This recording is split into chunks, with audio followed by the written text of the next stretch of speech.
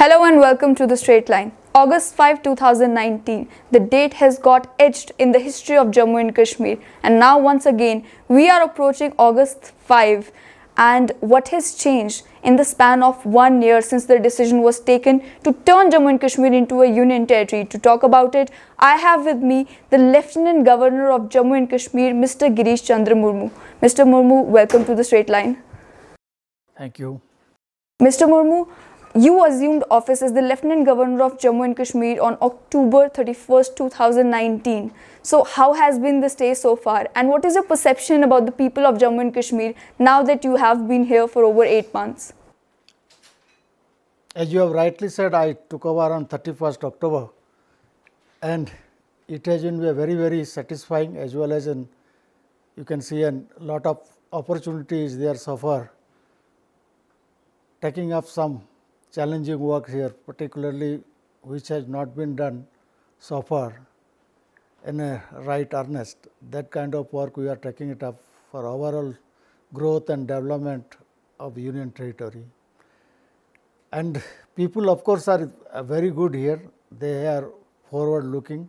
Youth are very competent and intelligent. Only they wanted some kind of a channelization of their energies and to mainstreaming them so that in the activities of the state they should participate and they should build their future and contribute to the society for overall growth and development of the Union Territory. Hartals, bunds, stone pelting, there have been none ever since you assumed office. So how have you made that possible, especially in Kashmir Valley, which is considered quite a volatile region? As I said, inherently people are good. They are well-meaning, they are aspirational, they would like to see that overall growth and development take place, opportunities created, and they should participate in every walks of life. So they have been waiting for this kind of situation to come. Fortunately, now it is a new dawn, a new way forward. So they have lot of expectation, and that's why they have not been misled by the propaganda earlier, under which they were very open, they were well led. Right now they are in that phase where they have lot of expectation, and we are trying to meet up with their expectations. Even the separatists have lost their constituency, and the mainstream political parties are coming to terms with the post-Article 370 Jammu and Kashmir, and they know that they would not be able to preach secession to the younger generations of Jammu and Kashmir. So how do you see that in the long run? I feel that secessionist or the separatist, that steam has gone out long back. It was just surviving somewhere here and there, but people were tired of that. In spite of 370, there were almost 350 union laws were applicable earlier also. After the abrogation of 370, only 170 more have been implemented. There are almost 890 union laws, which out of that only 350 already implemented, 370 are irrelevant for Jammu and Kashmir. Only 170 odds are we have been brought in, which are people friendly, that is for the good of the people. So people understand that this temporary provision was creating a barrier, nothing else. It was depriving the opportunity, nothing else was there. So they are those people, those are intelligent people, they have understood this thing. So that's how this kind of separatist sentiment, which was earlier whipped up, was not getting any coinage right now. Most of the terrorist commanders have been eliminated in the last 8 months that you have been here. The terror modules have been, they are basically on their knees at this point. How have you managed to have 110% coordination between the forces under unified command? First of all, let me tell you, this is the people themselves. As you said, that people were waiting for this opportunity. The first I will start with the recruitment. Fresh recruitment is down by 50%. No fresh recruitments are taking place. Very slow moving this is happening. That is the contribution of the people themselves. The youth themselves are disenchanted. They are not coming forward. Number one. Number two, there is a complete synergy among the forces, and they are identifying this kind of people and also giving them a chance to surrender. Apart from whatever neutralization has taken place, more than 22 persons have been arrested. They were given time to surrender. So, that is perhaps media does not know that whatever been eliminated or neutralized, there are 22 plus people have already been taken, and they will be lawfully tried, and they may be mainstreamed also. So, this kind of things has happened. This is what is a blow to the forces within and across the border, because now they are not getting this kind of recruits, and that is the thing. And also as you said, the commanders also are getting identified, and this is a great achievement of the forces, and this is a complete unified command people are doing. That is the great thing on the ground. When it comes to COVID-19, Jammu and Kashmir is number one in terms of testing. The death rate in Jammu and Kashmir for COVID-19 is much lower as compared to other states and union territories. So how have you managed to achieve this, especially in Jammu and Kashmir, where discipline in the government sector remains a major issue? People are disciplined. I can say that the people in all walks of life, all religions, they cooperated very well. Initially, we appealed to all the religious leaders, and you can see most of the places prayers are not taking place, and that is the unique thing what has happened. Even we have cancelled the yatras like this Mata Vaishno Devi, that shrine. Almost 1 crore people come every year. This time we have March 18 onwards, we have closed that one. Initial days also we had started screening and testing people whosoever were coming via road or rail or what by air. That we started to quarantine them in the beginning itself. So initially that contact and travelers, that was minimized, number one. Number two, we started in one Arogya Nidhi survey, that 100% household we have surveyed, and we have found out how many are comorbid, how many are old, how many have that kind of ILI or SARS kind of and symptoms.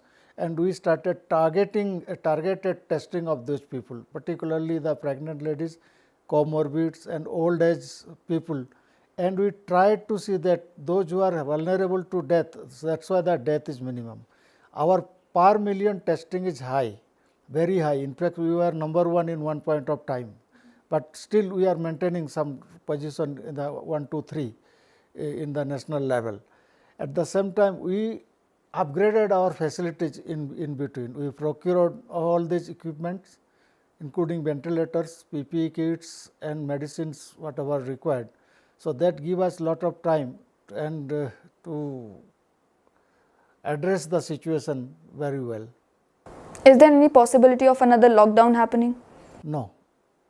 We will be doing only selective hotspot, little bit of restrictions, because this pandemic is there all over there, because we will have to balance between the economic activities and the corona control mechanism. So we cannot do that kind of lockdown. Lockdown will help us creating the infrastructure and delaying the things, but now we will have to face the thing head on. But definitely I would appeal the people, and I have already appealed the people to maintain that kind of self hygiene and these disciplines that we have already announced and appealed to them. But at the same time, only in the public places we will try to restrict so that social distancing norm are maintained and some kind of discipline is maintained, so that the spread is controlled. Some people are still saying that we do not have enough beds, enough ventilators or adequate staff. So what is the position right now, and what would you like to tell all those alarmists? We have adequate number of facilities, even the ventilators we have. We are now getting more than 700 ventilators. Even local startups, I think today the Islamic University, the Vice Chancellor had come, they have developed and low cost ventilators. And they have already applied for licensing. This kind of now entrepreneurs have come up. So I don't think that is a problem. Problem is that now this is a contagious kind of a disease. It spreads from many sources. If people maintain the discipline, I think there will be no problem.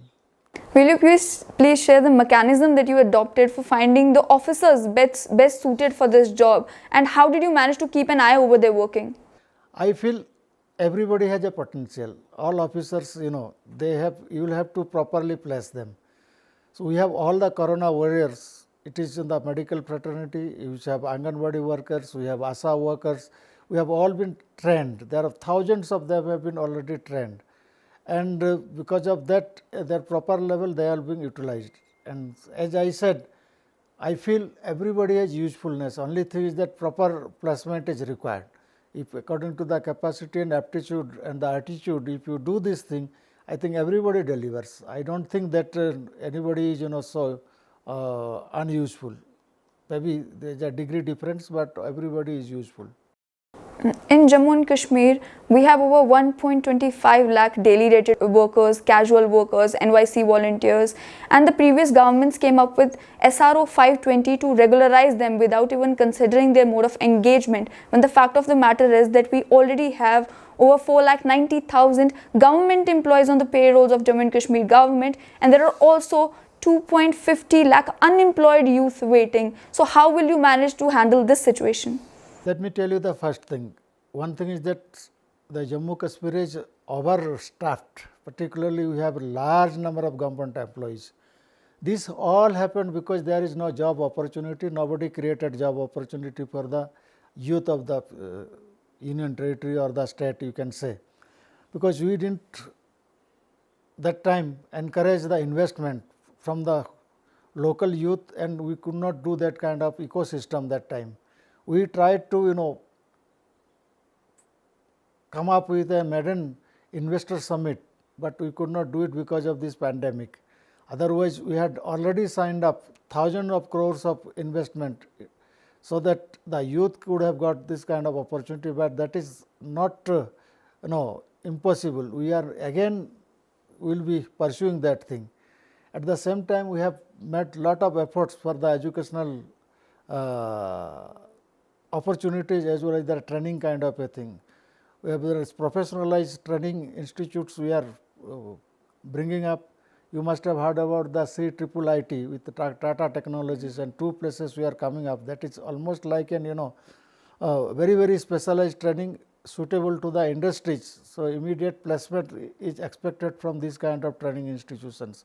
Also, we have separated out the technical education from the normal education boards to make it a more effective and more meaningful. At the same time, as you have said that, as you must have seen that SRO 202 we have abolished. Now we have brought almost, I think in that more than 6,000 employees are there. And this SRO 520 and also the daily wages, these are all ad hoc mechanism, because as opportunity was not created, everyone was given some kind of an this kind of what you call short term ad hoc kind of an arrangement. But we are working out to see that all these daily wages or the contractuals to absorb them in a systematic way. We just cannot do what others have done in over a period of time. Whatever we will be doing, it will be a concrete and it will be a very, very lasting kind of a thing. Plus, now we are going for a massive recruitment drive. Also, we are certain vacancies, and we will be creating certain vacancies, because we are going to implement 73rd and 74th constitutional amendment. That will create a job, particularly because there will be local bodies, urban as well as rural local bodies. They will have a huge staff requirement to do their activities in meaningful way, because power devolution and decentralization will take place. So we have thought of that all these issues will be addressed very systematically. As you said, that recruitment has begun, and Jammu and Kashmir Public Service Commission was made functional without any controversy, which used to be the norm. So how did you find these 9 officers that were suitable for the job? We have a method of search, and we see that merits as well as who will deliver, who will deliver objectively and fairly.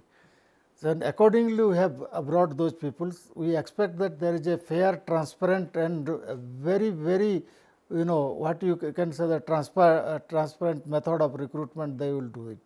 So that everybody gets an equitable opportunity. There cannot be any such thing that what used to happen or that kind of situation we want to avoid.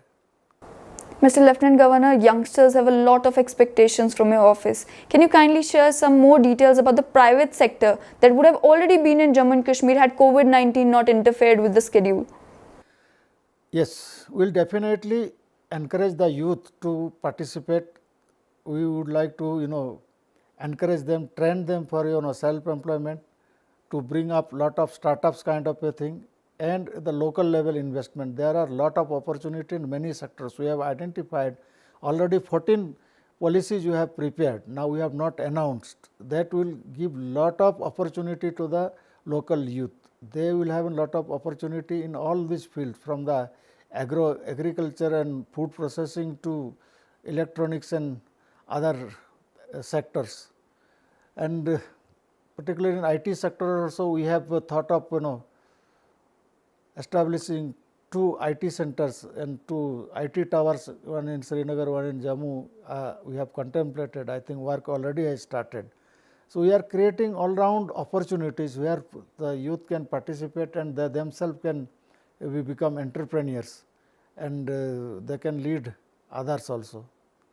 Also, we would like to engage them with the sports facilities. Already we have constructed around 8 indoor stadium and 11 are under progress. By August we will be completing. So we would like to say that every district there we have indoor and other games, so that the youth can participate. Lot of talents are there. They can go national and international level, various games. I have seen very talents. So this kind of thing also we are trying to do. Apart from employment opportunity, educational opportunities, these sports and other activities also will be promoting massively. The masterstroke has been domicile certificate though. I am told that even the so-called separatists are trying to find out how they can get one. And technical issues aside, it has been quite a smooth process so far. But there are sections who are trying to stoke fears of demography change. So how would you like to respond to that? If I have correctly understood, actually the domicile certificate was not required. Because once the 370 is gone, that PRC which was earlier there is automatically gone. This domicile certificate has been brought to give some kind of a priority to the people of Union Territory. That is a filter. We are trying to say that only those who are the inhabitants there. The difference is that those inhabitants which have been deprived under the PRC regime have been given. They are not outsiders. They are living here for the now many decades, like the Gurkhas, the Valmikis, the displaced person. They are already here, but they were discriminated upon. Only they have been given this kind of opportunity, but I don't think that this is thing. That's why the separatists and others not able to find out, because this is not an anti-people kind of a thing. This is for the people of Jammu Kashmir only. We have insulated them from that kind of thing. Otherwise, once 370 is gone, is the citizens of entire India are the one. Anybody could have come, but we are giving some kind of preference to them. So that is nothing to be afraid of. I can say that this is for the better of the people of Jammu and Kashmir only. Business fraternity across Jammu and Kashmir is expecting a revival package since they have suffered immensely. Is there anything major coming for them in Jammu and Kashmir, apart from the announcements made by Prime Minister Narendra Modi? We have already constituted a committee to see the packages announced by the Government of India, by the Prime Minister of India, how much it will be applicable and how will we be applying here, that we have already worked out. Apart from that, within the Union Territory, we have also come out with certain policies. Recently, we have announced few and more to come. See, we will have to revive our economy, so we will have to see our sectors which are functioning here. We will try to cater to their needs so that they will be, again contributing to the economy in full steam. Mr. Lieutenant Governor, train is reaching Kashmir. The 4 laning of national highway is going on at a lightning pace. A tunnel, Kazigund-Banihal tunnel, is being thrown open, and this will definitely bring Kashmir closer to the rest of the country. But what about Jammu, which is always sacrificed for the nation? Do you think, are you planning to do something through which Jammu region will get its due in the times to come? This is another mindset. There is always a divide between Jammu and Kashmir. I don't divide that kind of thing. Jammu Kashmir is one. It is one part, and the development will have to take all over. And Jammu being in the entry point, it should not be such feeling that will be a different thing. It will be an all-round development everywhere. You will see all the infrastructure coming up everywhere. All the highways, tunnels, ring roads, urban mobility, metros, everything will come in, not only in Jammu and also in Srinagar. Also in our other urban center, we will be targeting different infrastructure. So it is nothing like that. We will develop even the greenfield tourism centers in various places. That is also in our master plan. And we had mobilized investors from outside also, from within also, so to encourage them. So this kind of divide should not be there. It should be an equitable development everywhere. Mr. Lieutenant Governor, would you like to say anything to the mothers and fathers of those youngsters who are picking up guns? In fact, I salute to them that they have already realized. That's why, as I said in the beginning, that there is a less recruitment. I think people have already understood that this is leading to nowhere. This is only being misled, and there is no future in this. No violence has ever solved any problem. If you participate in the mainstream, there is a solution. There is in a democratic process, there is a solution. There is equal opportunity there. So if you want to struggle, you struggle in this within the framework. That will give you the result. So there is, I feel that they have already realized. So of course, I appeal them that they should see the truth, what we mean by that. Mr. Lieutenant Governor, you have remained a silently hardworking bureaucrat from Gujarat to New Delhi. You are honest, straightforward, and a workaholic from what I hear. Is that paying off in Jammu and Kashmir, or do you consider Jammu and Kashmir to be way different from New Delhi or Gujarat? Everywhere the situations are different. Definitely different challenging assignments were there, but this is, I see not merely a challenge, I see it as an opportunity to do something. I see the inherent strength here among the people and the environment, also in the natural wealth here. To all the resources, if will be properly channelized, it is human resource as well as the material resources, I think wonders can take place. And as I say that I am definitely always thinking in this term to create something and do something to the best of my capacity and knowledge. So I always take the people along and the system along, so that all resources are channelized for this kind of common good. So I feel that if God willing, will see that there will be a sea change here. Lastly, you are in Jammu and Kashmir, paradise on earth, abode of revered Muslim saints and Sufis. The cave of Baba Barfani is here. Sri Mata Vaishno Devi is here. Do you get time to relax, enjoy the beauty and enjoy the blessings, or is it always hectic? As you said, they said that it is an heaven on the earth. So definitely it has all scenic beauty, all the history, and you have very rich past. We want to the glorious past to revive, and that kind of situation to again come and prosperity to come, and in that I get relaxed when I do the work. Thank you so much, Mr. Lieutenant Governor, for giving us time. It has been a pleasure talking to you. Thank you.